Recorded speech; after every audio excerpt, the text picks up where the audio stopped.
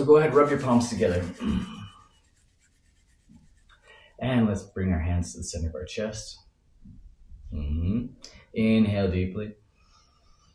And exhale. Inhale for 3 ohms.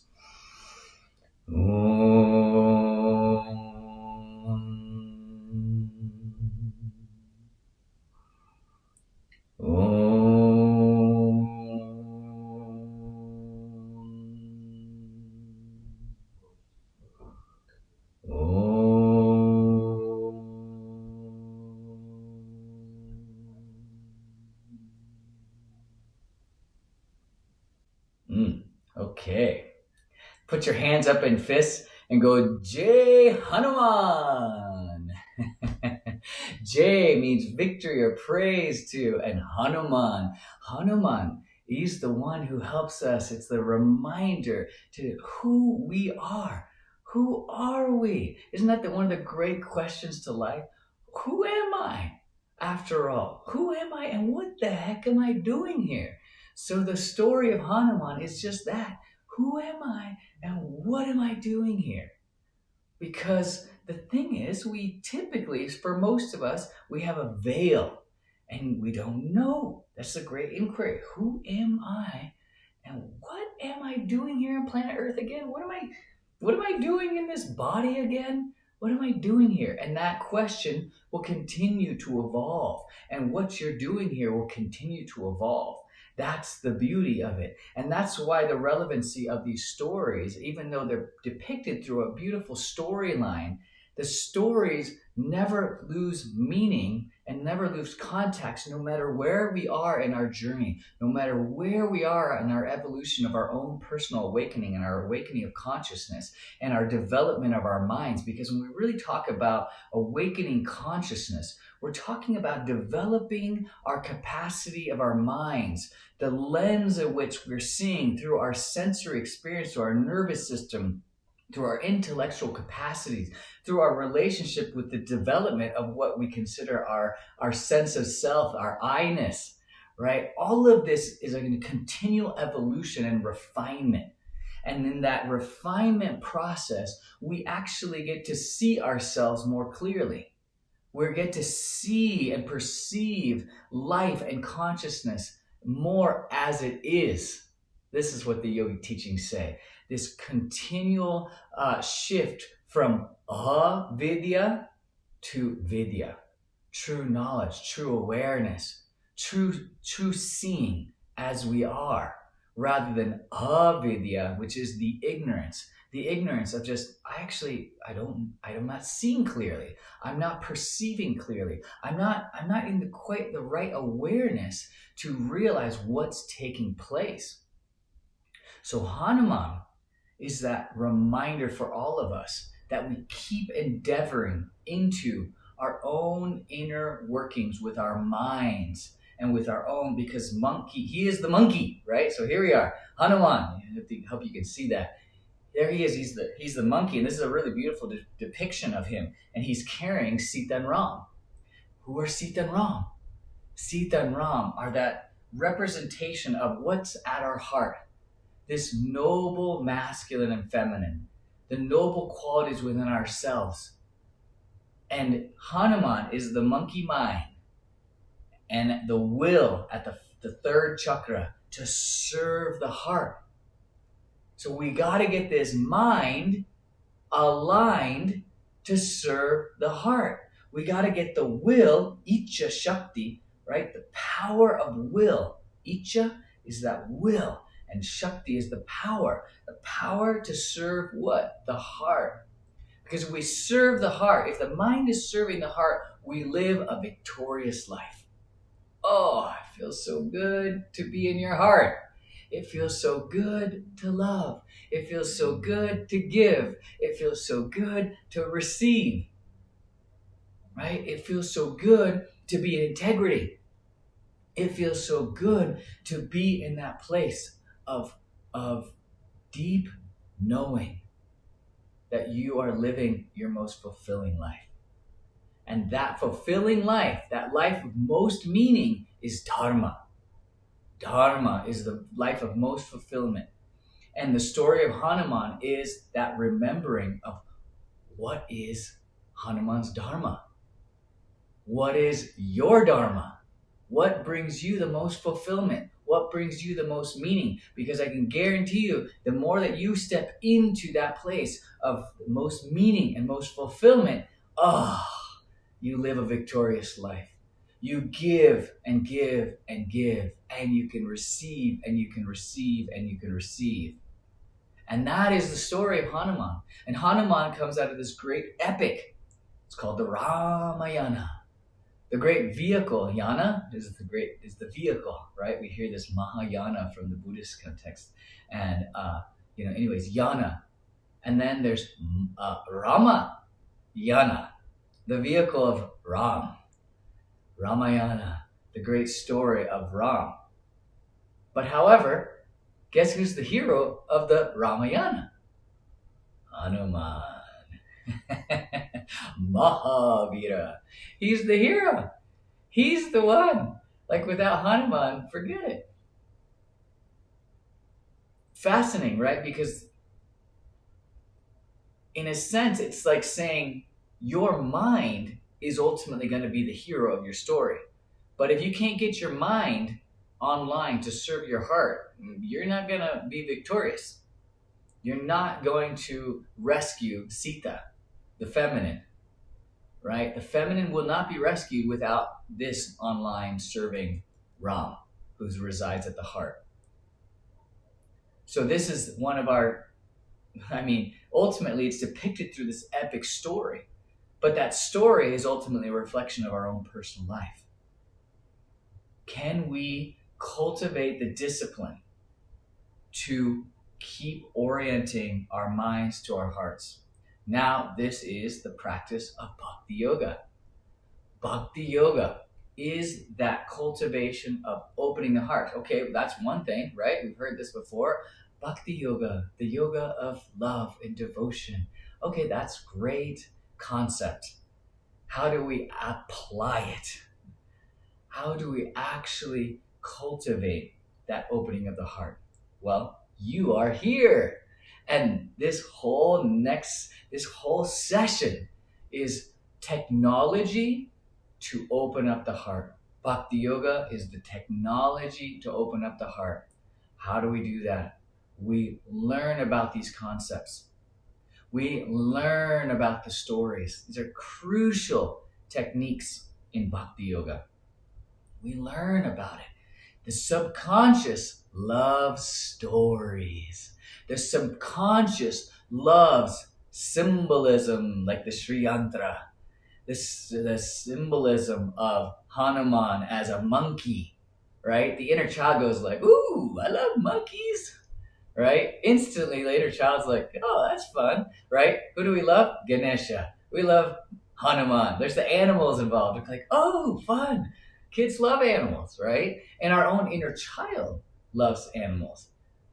And so that we get that online, and we get that with the subconscious. We get that, like our subconscious goes, oh, interesting. Because the subconscious learns through symbolism.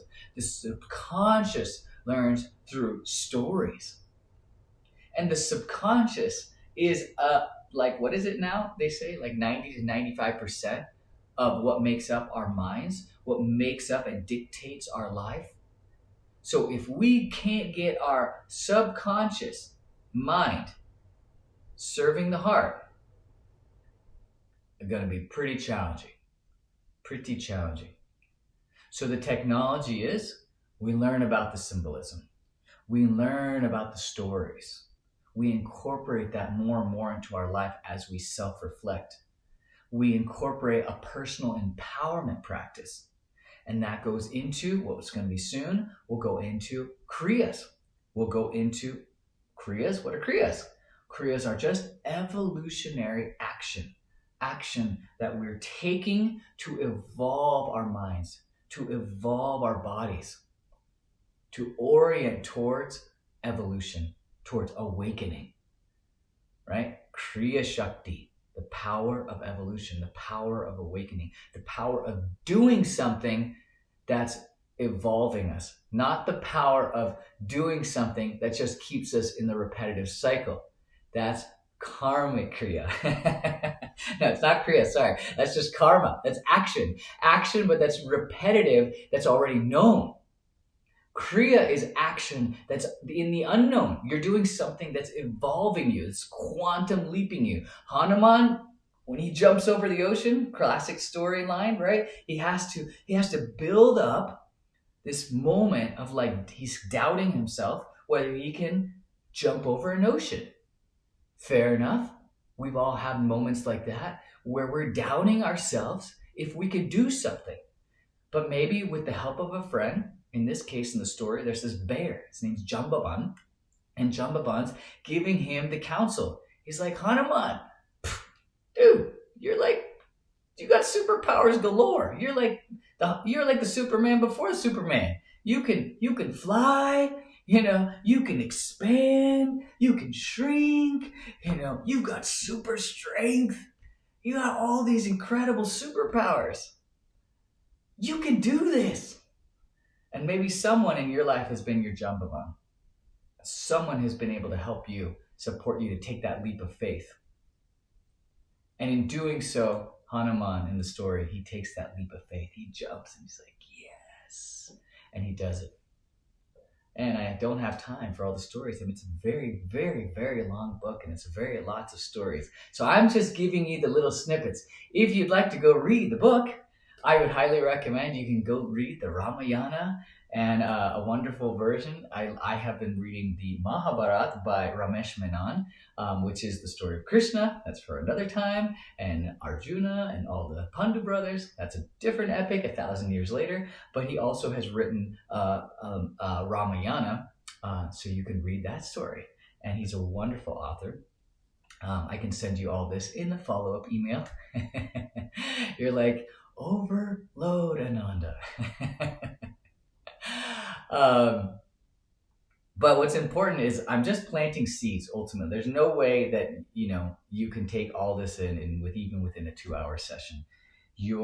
I'm just planting seeds of curiosity, of inspiration, because ultimately the journey of Hanuman will never end. The stories and grasping the stories will never end. The application of the technology from kriyas, of asanas, of pranayama, right? There's asanas, we're going to get into that, the postures, the pranayama, the breath practices. He's said to be the son of the wind.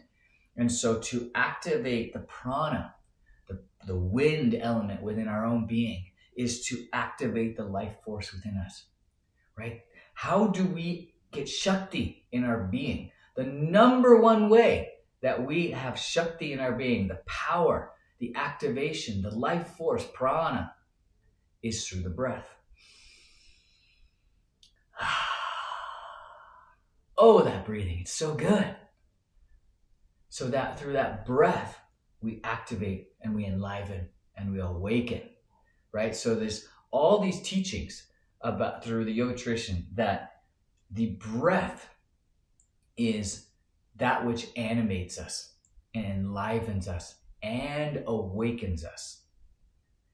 So it's not just a normal breathing pattern. That's just, this is a very conscious breathing that awakens us. And Hanuman is said to be the one, the son of the wind, the son of prana. And that pranic activation, where is it? 4th chakra.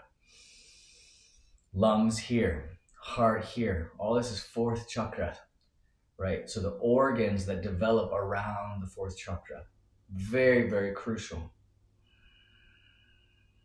Again, all of this so symbolically applied through the yogic technology. Do you see how there's actually a devotional and wellness technology that's been passed down and continues to be applied for whoever is willing to apply it? This is a technology. It's not just, some sweet stories. It's not just some dogma of Hindus that worship Hanuman. No. There's this deep understanding of how the body works, how the mind works, how the psyche works. And this technology that's being applied so that we can ultimately live our victorious life, that we become the Vira, the hero of our story. We have to become the hero of our own story. That's the reminder of Hanuman. If you don't become the hero, you are not victorious. You don't live a victorious life. If you don't get your mind to serve your heart, you're not victorious. You're struggling. You're complaining. You're stuck in bad habits. You're stuck in addictions. That's the mind that's full of vrittis, scattered fluctuations of the mind. And yet our practice, all of us, hone that mind to serve the heart. Jai Hanuman. Jai Hanuman. So real quick, a little bit about story. Hanuman is this incarnation of who? Shiva, Mahadev, and Shakti. So Shiva said to incarnate into Hanuman, and Shakti is his tail. And he is said to be celibate. So this monkey god is said to be so devoted, but he's devoted to himself, his own personal development, his own personal awakening. And then of course, once he meets Ram and he meets Sita, he's devoted to them. And that ultimately represents the mind devoted to the higher noble qualities of the heart. Oh, so beautiful. But before he does that, he has to learn about himself. And he has to actually forget who he is, because when he's a child, he's very mischievous with all his superpowers. And there's lots of stories of how he's very, very mischievous as a child. And then at some point, I can't get into all the stories, but at some point he has to forget who he is. He has to go into amnesia. Oh, and that's very symbolic of ourselves, that we forget who we are. But he can remember who he is, and he can regain his superpowers as he's in service to Ram and Sita, ultimately as he's in service to the heart. And so this, of course, is also symbolic that as we become more and more aligned in serving our own hearts, that we have this immense amount of prana, immense amount of superpowers. They call them siddhis. Ever heard this word before? Siddhis is a Sanskrit word. It means that our own innate abilities to have these powers, we have the power, shaktis, to ultimately serve. I mean, what good? I mean, we hear about these stories in the yoga tradition where you can do all sorts of things. You can dematerialize and materialize somewhere else. You have omniscience. You're all-knowing. Oof, wow. Can you imagine all-knowing? That's a lot. You can manifest things, like zoom. And who amongst us can't manifest in our own life? Who amongst us isn't manifesting our own life? We're all manifesting our life. And so then one of the most important questions that we all have to ask ourselves is, what do we desire? What ultimately are we of desiring? And so Hanuman is that representation of remembering who we are and refining the desire. That's a huge part of our own personal journey. So as Hanuman remembers who he is, he gains his strength, he gains his ability to fly, he gains his ability to shrink, and throughout the whole story, there's all these stories of him flying and saving the day, act one after the other, going through battles, and he's battling away, and he's so strong, and he's just, destroying all the evil bad guys.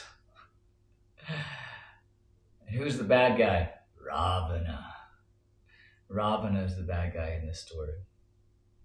And Ravana is the one who abducts Sita. And so there's the whole quest that's happening, that Ram is on this quest to go rescue Sita.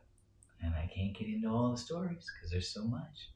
But ultimately, as Ram and Hanuman meet, there's this great knowing that they know each other and they see each other and they recognize each other as the student and the teacher. In this case, Hanuman is the student, the mind is the student, Ram is the teacher, the heart. So the heart is the teacher for the mind. And they're both directed to rescue the feminine. Feminine left side. Ram's over here, Sita's over here. And there's this amazing depiction, through the stories, and you'll see, maybe if you've seen some of these depictions where at the very end of the story, Hanuman rips open his heart. It's very, very dramatic. He rips open his heart, and within his own heart, you can see Sita and Ram.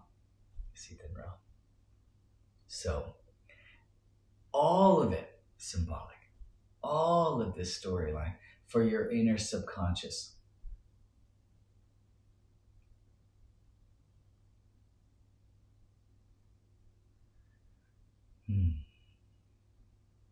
So just take a moment, close your eyes, breathe in, and exhale. And just take a moment to feel into Hanuman for you.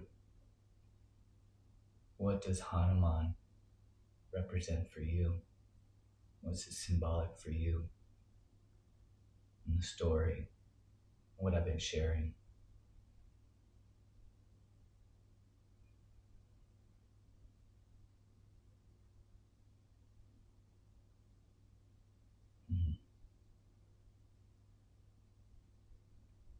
Om Shanti Shanti Shanti Hari Om Tat Sat.